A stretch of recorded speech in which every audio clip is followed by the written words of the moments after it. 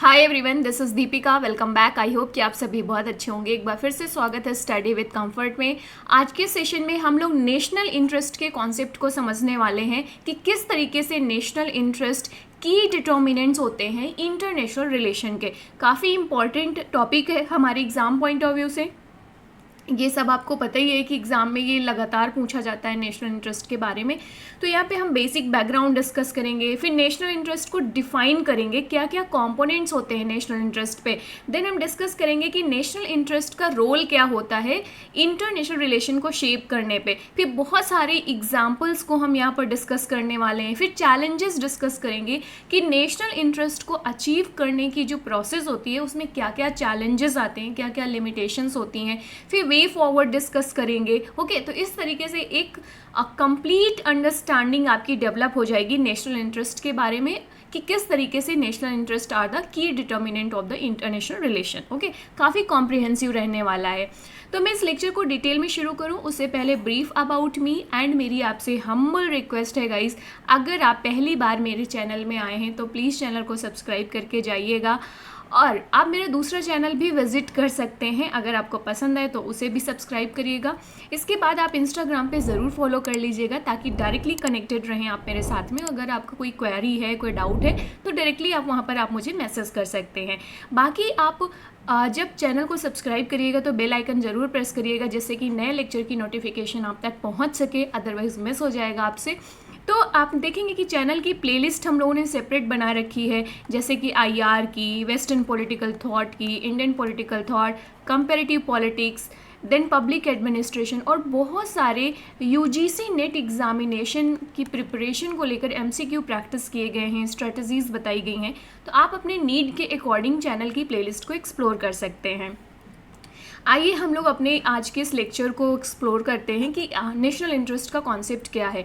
National interest basically core drivers होते हैं international relation के, जो बेसिकली क्या है इंटरनेशनल रिलेशन को शेप करने पे एक सेंट्रल रोल प्ले करते हैं। तो जो नेशन स्टेट हैं वो किस तरीके से इंटरनेशनल सिस्टम में इंटरैक्ट करेंगे एक दूसरे के साथ में, ये किससे डिटरमाइन होता है कि उनके नेशनल इंटरेस्ट क्या हैं। भाई जैसे मान लीजिए इंडिया के बायलैटरल रिलेशन किस कंट्री के साथ कैसे हैं, यूएसए के साथ कैसे हैं, नेबर कंट्रीज़ के साथ कैसे हैं, चाइना के साथ कैसे हैं, या मिडिल ईस्ट के साथ या यूरोपियन कंट्रीज़ के साथ कैसे हैं, ये सब कैसे डिटरमाइन होता है कि भाई इंडिया के नेशनल इंटरेस्ट क्या हैं। इंडिया के नेशनल इंटरेस्ट को ध्यान में रखते हुए फॉरेन पॉलिसी डिज़ाइन की जाती है और इस तरीके से आप देख सकते हैं कि भाई इंडिया अगर अपनी इंगेजमेंट यूएस के साथ बढ़ा रहा है तो इंडिया का कुछ ना कुछ नेशनल इंटरेस्ट होगा और इंडिया का नेशनल इंटरेस्ट या यूएस का नेशनल इंटरेस्ट इनके बिहेवियर को शेप कर रहा है टुवर्ड्स ईच अदर, तभी वो अपनी इंगेजमेंट को बढ़ा रहे हैं। सिंपल सी बात ये हो गई। ओके, तो इंटरनेशनल रिलेशन में जो नेशनल इंटरेस्ट हैं ये कोर ड्राइवर्स होते हैं। हर एक नेशन स्टेट, हर एक कंट्री चाहती है कि वो अपने नेशनल इंटरेस्ट को अचीव करे, सेफगार्ड करे। अब नेशनल इंटरेस्ट के बहुत सारे कंपोनेंट हैं, तो पहले बैकग्राउंड के बाद अब हम ये समझते हैं कि भाई ये नेशनल इंटरेस्ट होते क्या हैं। तो नेशनल इंटरेस्ट को डिफाइन कर सकते हो आप कैसे कि नेशनल इंटरेस्ट वो गोल्स होते हैं या ऑब्जेक्टिव्स होते हैं या प्रायोरिटीज़ होती हैं किसी भी देश की जो उसे वो देश अचीव करना चाहता है। जैसे इंडिया के कुछ अपने गोल्स हैं, ऑब्जेक्टिव्स हैं एंड प्रायोरिटीज़ हैं। हमें $5 ट्रिलियन इकोनॉमी अगर इंडिया की बनानी है, ओके, या हमें इंडिया का क्या करना है, या इंडिया में टेक्नोलॉजिकल डेवलपमेंट करना है, या इंडिया को एक मैन्युफैक्चरर हब बनाना है। ओके, कि इंडिया को एक मैन्युफैक्चरिंग हब बनाना है, इंडिया में हमें क्लीन एनर्जी लाना है। ये इंडिया के क्या हैं, नेशनल इंटरेस्ट, गोल्स हैं, ऑब्जेक्टिव्स हैं, प्रायोरिटीज़ हैं और इनको अचीव करना चाहता है इंडिया। अब इन गोल या प्रायोरिटीज़ को अपने माइंड में रख के इस आपको इंटरेक्शन देखने को मिलेंगे अदर स्टेट्स के साथ कि भाई जिन कंट्रीज़ से हमें फाइनेंशियल इन्वेस्टमेंट मिल सके, जिन कंट्रीज़ के साथ में हमारे टेक्नोलॉजिकल एडवांसमेंट जो एक्सचेंज है वो मिल सके। इन सारी चीज़ों को ध्यान में रख के इंडिया के सारे ही कंट्रीज़ के बिहेवियर में आपको ये चीज़ देखने को मिलेगी। मैं इंडिया का एग्जांपल यहाँ पर इसलिए ले रही हूँ ताकि आप बेटर कनेक्ट कर पाएँ। ओके, सो आप देखोगे कि जो ये इंटरेस्ट हैं, प्रायोरिटीज़ हैं, ये स्टेट के परसेप्शंस को शेप करते हैं कि भाई उनके लिए क्या ज़रूरी है, जैसे कि उनकी security, prosperity and wellbeing. Okay, अब नेशनल इंटरेस्ट को दो कैटेगरी में डिवाइड कर देते हैं, जैसे कि core national interest and secondary national interest. जो कोर नेशनल इंटरेस्ट होते हैं ये मोस्ट इम्पॉर्टेंट होते हैं और कोई भी देश इन कोर इंटरेस्ट के साथ कॉम्प्रोमाइज़ नहीं करता है, जैसे कि national security, okay, territorial integrity, economic prosperity, right. अब जैसे मान लीजिए कि चाइना का जो वन बेल्ट वन रोड, आपने one belt one road initiative सुना होगा इसके बारे में। ओके, तो अब ये one belt one road, then China Pakistan economic corridor, ये सारे इनिशिएटिव्स आपने सुने होंगे, ये चाइना के प्रोजेक्ट्स हैं। अब जो चाइना पाकिस्तान इकोनॉमिक कॉरिडोर है वो कहीं ना कहीं पीओके जो है, पाक ऑक्युपाइड कश्मीर, वहाँ से निकलता है।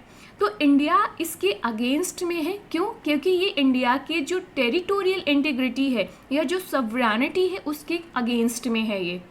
ओके, तो यहाँ पर अब बहुत सारे लोग एक्सपर्ट कहते हैं कि भाई वन बेल्ट वन रोड या इनमें शामिल हो जाना चाहिए, इंडिया को इकोनॉमिक बेनिफिट मिलेगा, लेकिन भाई हमारे जो कोर इंटरेस्ट हैं उसके साथ हम कॉम्प्रोमाइज़ नहीं कर सकते, जैसे कि टेरिटोरियल इंटीग्रिटी।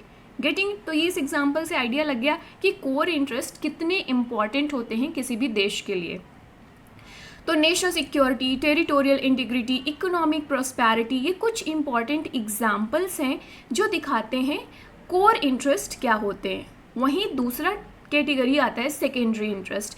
सेकेंडरी इंटरेस्ट में बेसिकली क्या चीज़ें होती हैं, जस्ट अ सेकेंड, मुझे ये चेंज करने दो ताकि आपको यहाँ पे बेटर, ओके, हाँ।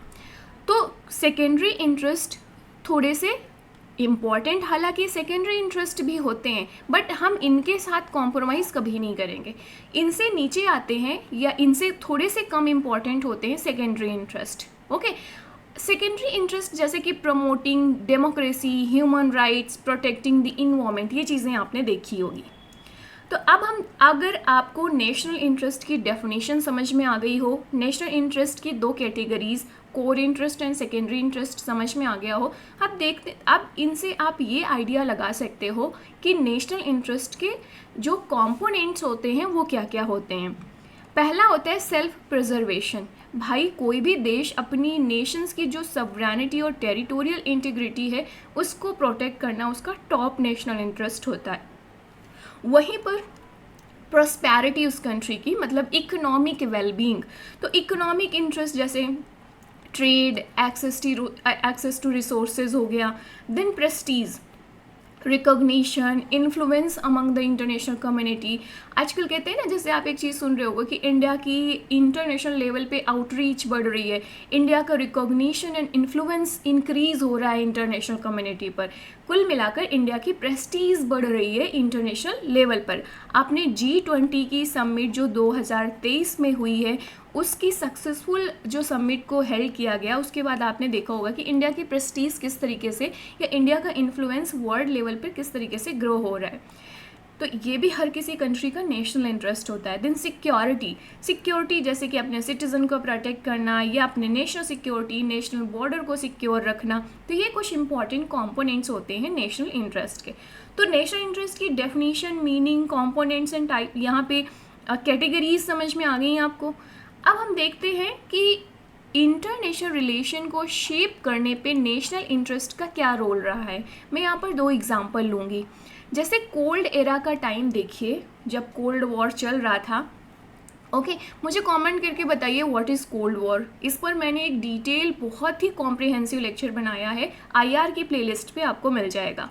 कमेंट करके बताओ व्हाट इज़ कोल्ड वॉर, 2 या 3 लाइन में बताना है आपको। ओके, कंपटीशन आपको देखने को मिलेगा यहाँ पर US led group and USSR led के ग्रुप के बीच में। इनके दोनों ही कंट्रीज़ के बीच में कन्फ्लिक्टिंग नेशनल इंटरेस्ट थे।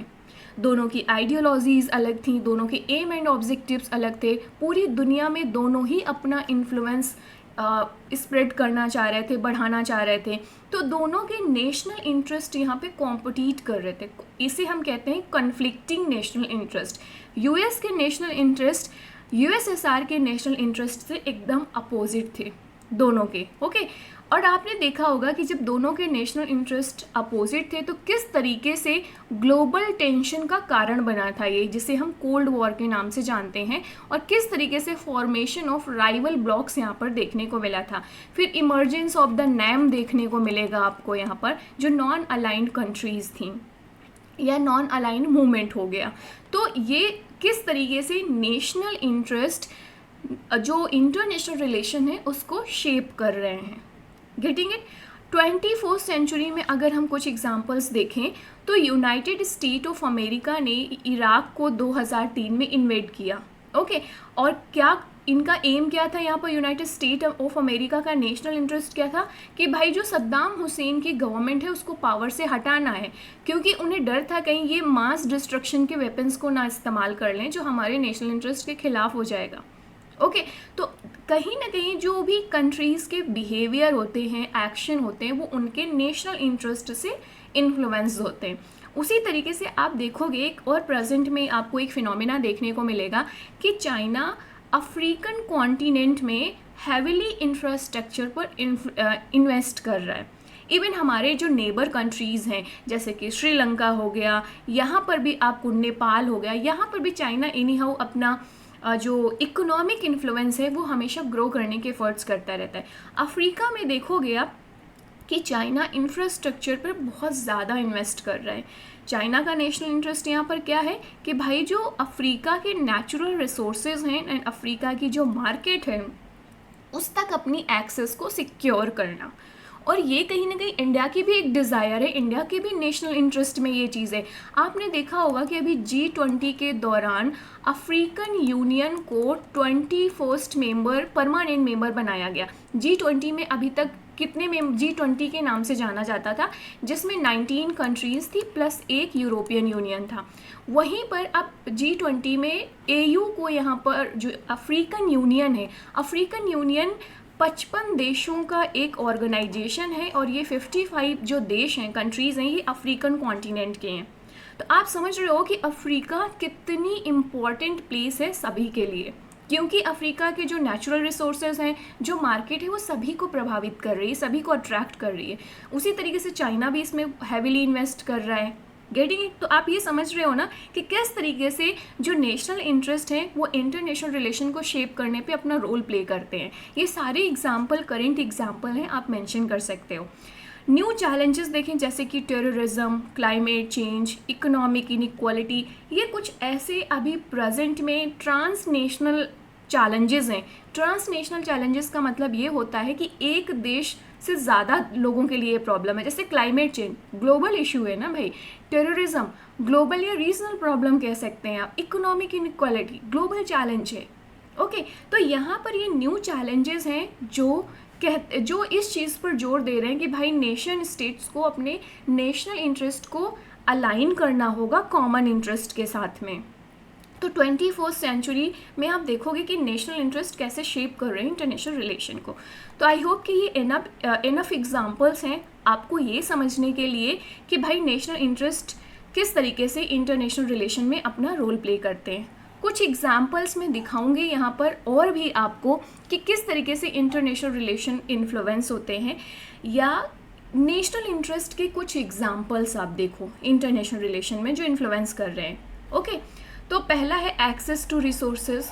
एक्सेस टू रिसोर्सेज में most important example African continent जो है आपका, मैंने चाइना का एग्जांपल दिया, इंडिया का एग्जांपल दिया यहाँ पर। ओके, तो एक्सेस टू रिसोर्सेज ये एक नेशनल इंटरेस्ट होता है और ये बहुत बड़ा फैक्टर है जो नेशन स्टेट्स हैं उनके बिहेवियर को इन्फ्लुएंस करना। या जैसे access to oil, minerals. Okay, lithium आजकल इतना इम्पॉर्टेंट मिनरल्स हो गया है, ये इनकी इकोनॉमीज़ को कहीं ना कहीं इन्फ्लुएंस कर रहा है। देन सिक्योरिटी कंसर्न एक इम्पॉर्टेंट नेशनल इंटरेस्ट है जो नेशन स्टेट्स है ना वो प्रायोरिटाइज करते हैं कि भाई उनकी जो सिक्योरिटी है हम उसके साथ कॉम्प्रोमाइज़ नहीं करेंगे। और इस तरीके से आप देखोगे आर्म रेस जो आर्मामेंट होता है ना, वेपन्स, मिलिट्री बिल्डअप करते हैं लोग, मिलिट्री का साइज़ बढ़ाते हैं, ये सारी चीज़ें देखने को मिलेंगी। वहीं पर रीजनल एंड ग्लोबल इन्फ्लुएंस को बढ़ाना, ये भी नेशनल इंटरेस्ट है। तो नेशन हमेशा इस चीज़ की कोशिश करते हैं कि इंटरनेशनल कम्युनिटी के बीच में उनका रिकॉग्निशन बढ़े। ओके, अब इसके लिए वो क्या करेंगे, डिप्लोमेसी का यूज़ करेंगे, इंटरनेशनल ऑर्गेनाइजेशन में पार्टिसिपेशन को अपने इन्हेंस करेंगे, then cultural and identity interest आप देखेंगे।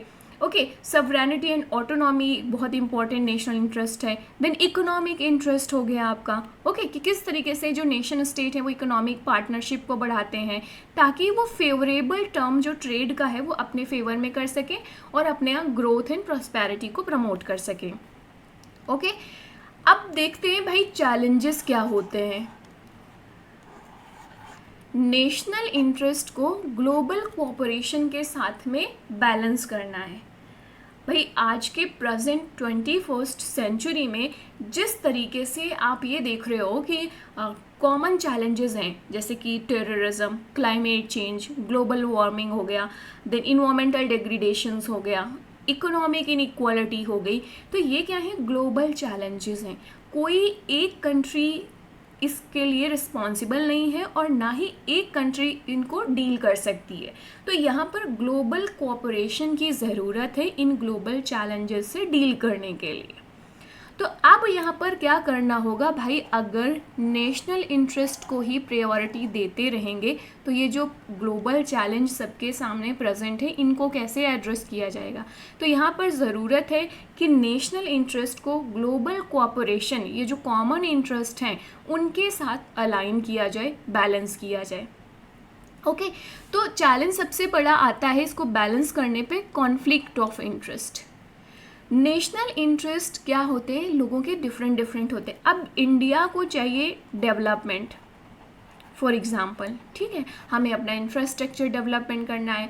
इंफ्रास्ट्रक्चर डेवलपमेंट करना है तो उसके लिए हमें क्या और एनर्जी की ज़रूरत होगी।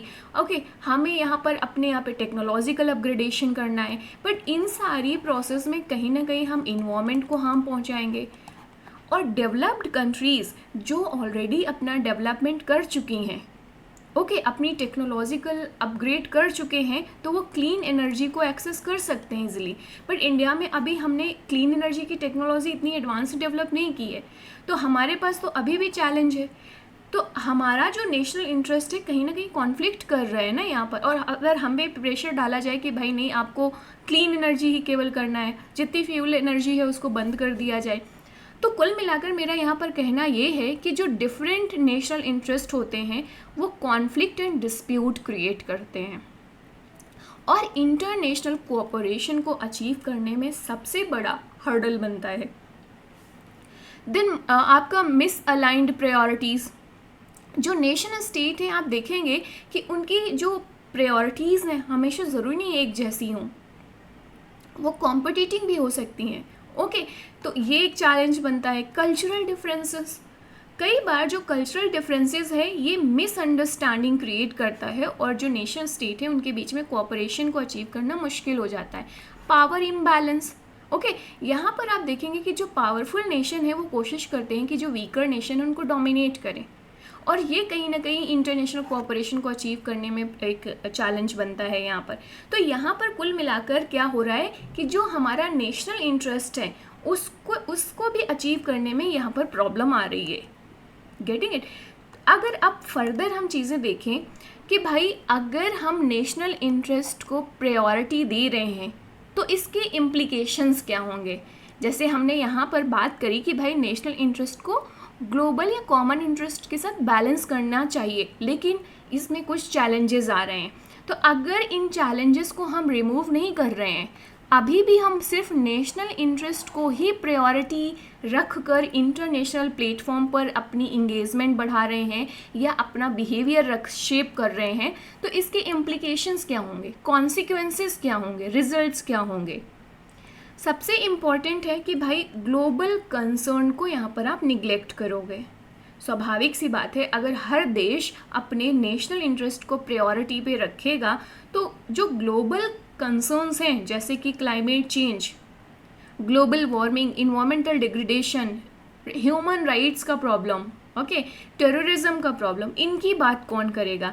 ये तो फिर कहीं ना कहीं स्टेप बैक हो जाएंगे, ठंडे बस्ते पे चले जाएंगे. Nobody will talk about these things, right. तो यहाँ पर ग्लोबल कंसर्न्स को आप नेग्लेक्ट देखने को मिलेगा अगर नेशनल इंटरेस्ट को इंटरनेशनल रिलेशन में ही प्रायोरिटी दी जाएगी. देन नेक्स्ट है कि अगर नेशनल इंटरेस्ट को प्रायोरिटी दी जा रही है तो कहीं ना कहीं इससे क्या होगा, टेंशन एंड ग्लोबल इनस्टेबिलिटी बढ़ेगी. ये कैसे होगा? देखो, हर देश के अपने नेशनल इंटरेस्ट हैं और ज़रूरी नहीं है कि वो अलाइन करें या वो मैच करें, और जब वो मैच नहीं करेंगे, ओके, डिफरेंट होंगे, तो क्या होगा, टेंशन बढ़ेगी, स्वाभाविक सी बात है. अब जैसे मान लीजिए अभी प्रेजेंट में यूनाइटेड स्टेट एंड चाइना के जो नेशनल इंटरेस्ट हैं बहुत अपोजिट हैं एक दूसरे से. एक टाइम पे जब जैसे कि अमेरिका और यूएसएसआर जो रसिया था उसके बीच में जैसी सिचुएशन थी, वही आप प्रेजेंट में आप देखोगे जो यूएसए है एंड चाइना के नेशनल इंटरेस्ट जस्ट अपोजिट हैं एक दूसरे के, और दोनों के बीच में आपको ट्रेड वॉर देखने को मिलेगा, टेंशन देखने को मिलेगा, बहुत सारी चीज़ें देखने को मिलेंगी. ओके, तो जब नेशनल इंटरेस्ट को प्रायोरिटाइज किया जा रहा है तो इसके कुछ ये इम्प्लीकेशंस देखने को मिलेंगे, और इसीलिए बात की जाती है कि बैलेंस वे पे चलना होगा. ठीक है, नेशनल इंटरेस्ट को प्रायोरिटी पे रखा जाए बट एक बैलेंस अप्रोच अडॉप्ट किया जाए. Getting it? तो अब बैलेंस वे क्या हो सकता है?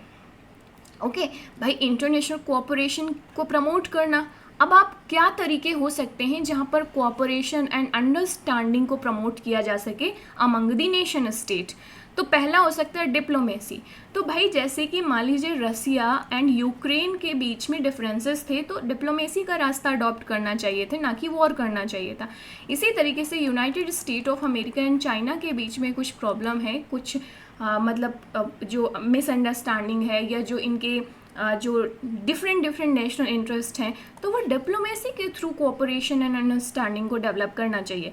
तो यहाँ पर एक्सपर्ट बात करते हैं कि भाई पीसफुल डायलॉग में इंगेज होना चाहिए और कॉमन ग्राउंड को इस्टेब्लिश करना चाहिए ताकि जो डिफरेंसेस हैं उनको शॉर्ट आउट किया जा सके, जो डिफरेंसेस हैं उनको रिमूव किया जा सके. ओके, नेक्स्ट है मल्टीलैटरलिज्म. प्रमोट करना है आपको इंटरनेशनल इंस्टीट्यूशंस एंड वो सारे कोलैबोरेटिव एफर्ट्स जो ग्लोबल इश्यूज़ को टैकल करते हैं, जैसे कि क्लाइमेट चेंज. एम्पैथी, अंडरस्टैंडिंग अगर डेवलप करना है तो यहाँ पर हमें क्या, एक दूसरे के प्रति हमें एम्पैथी, मतलब यहाँ पर सिर्फ पावर एंड नेशनल इंटरेस्ट, जो रियलिस्ट अप्रोच है ना, आपने रियलिस्ट अप्रोच पढ़ा होगा इंटरनेशनल रिलेशन में, या आइडियलिस्ट अप्रोच, तो उसमें आप देखोगे कि ये बहुत बड़ा फैक्टर हो सकता है यहाँ पर एम्पैथी, अगर आपको इंटरनेशनल रिलेशन में कोऑपरेशन एंड अंडरस्टैंडिंग को प्रमोट करना है अमंग द नेशनल स्टेट्स. तो ये तरीके आपको पता चल गए यहाँ पर. तो एक एग्जाम्पल यहाँ पर मैं देना चाहूँगी इस चीज़ का, डिप्लोमेसी की किस तरीके से, जैसे इंडिया का आपको किसको किसको इंडस वाटर ट्रीटी याद है? इंडस वाटर ट्रीटी जो 1960 में साइन की गई थी इंडिया एंड पाकिस्तान के बीच में. तो इस ट्रीटी को साइन करने में एक मीडिएटर की बहुत बड़ी भूमिका थी. वो कौन सा इंटरनेशनल ऑर्गेनाइजेशन था वो मुझे कमेंट करके आप बताइएगा कि इंडस वाटर ट्रीटी 1960 को साइन करने में किस इंटरनेशनल ऑर्गेनाइजेशन ने अपना रोल प्ले किया था एज अ मीडिएटर. तो यहाँ पर देखो ना, डिफरेंसेस थे दोनों के बीच में और किस तरीके से पीसफुल डायलॉग या किस तरीके से डिप्लोमेसी का यूज़ करके यहाँ पर इस प्रॉब्लम को शॉर्ट आउट किया गया था. ओके, अब हम अगर कंक्लूजन एंड टेक अवे करें इस पूरे सेशन का, तो हमने ये तो देख लिया कि भाई नेशनल इंटरेस्ट क्या है, they are the essential drivers of the international relation. ये शेप करते हैं इंटरनेशनल रिलेशन को, और हमने बहुत सारी एग्जांपल्स भी ट्राई आउट किए हैं यहाँ पर. लेकिन नेशनल इंटरेस्ट को ग्लोबल कोऑपरेशन के साथ बैलेंस करने की ज़रूरत है, लेकिन इसमें बहुत सारे चैलेंजेस आते हैं. अगर हम यहाँ पर नेशनल इंटरेस्ट को प्रायोरिटी करेंगे और ये जो बैलेंस है नेशनल इंटरेस्ट और ग्लोबल कोऑपरेशन इसको अचीव नहीं कर पाते हैं तो इसके बहुत सारे इम्प्लीकेशंस देखने को मिलेंगे, ये हमने देखा. ओके, तो यहाँ पर cooperation and understanding among the national state को के बीच में प्रमोट करने की ज़रूरत है ताकि आप global piece and global prosperity, global stability को अचीव कर सकें. क्योंकि वॉर जैसी सिचुएशन होगी वो किसी भी देश के लिए फ़ायदेमंद नहीं है. ओके, तो ये था नेशनल इंटरेस्ट पर कंप्लीट लेक्चर। आई होप कि आपने इन्जॉय किया होगा और आपको बहुत सारे इंटरेस्टिंग पर्सपेक्टिव्स मिले होंगे, बहुत सारे इंटरेस्टिंग एग्जाम्पल्स मिले होंगे जो आप नेशनल इंटरेस्ट के उसमें लिख सकते हैं। तो मुझे कमेंट करके बताइएगा कि आज का ये लेक्चर कैसा लगा आपको। बाकी प्लीज़ चैनल को सब्सक्राइब करके जाइएगा गाइस, अपने फ्रेंड्स को रिकमेंड करिएगा, बेल आइकन प्रेस करिएगा जिससे कि नए लेक्चर की नोटिफिकेशन आप तक पहुंच सके। And thanks for watching, see you in the next video, bye bye, take care, keep learning, keep exploring.